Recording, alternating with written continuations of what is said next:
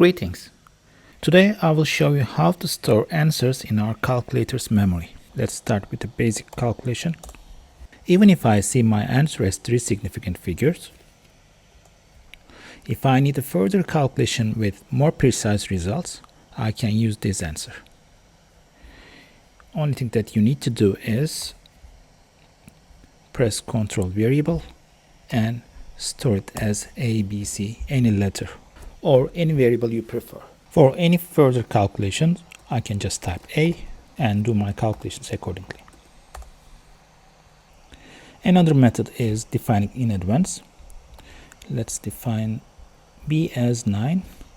So define function is here, Ctrl symbol button, and B is stored as well. Let's calculate A plus B. As you see, both variables are predefined, so they are bold. If I use any other letter, it will be italic. So here is my A plus B. We can also store answers in the graph page.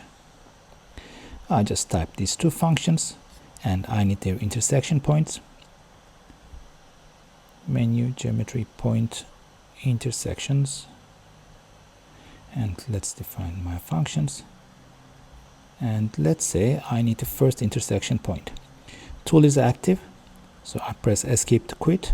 When I come over the first coordinates, I can just highlight it, then press Ctrl variable and define it as, let's say, x1. Let's do the same thing for the second one. Click once, Ctrl variable, and define it as y1.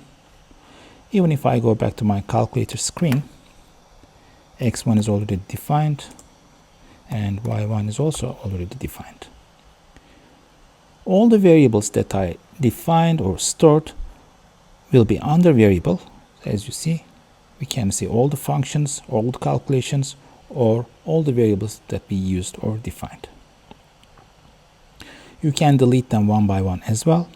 If you come to menu, actions, and delete a variable, so I can delete the A. As you see, it is not bold anymore. Or you can do the same thing, actions, and you can clear all of them.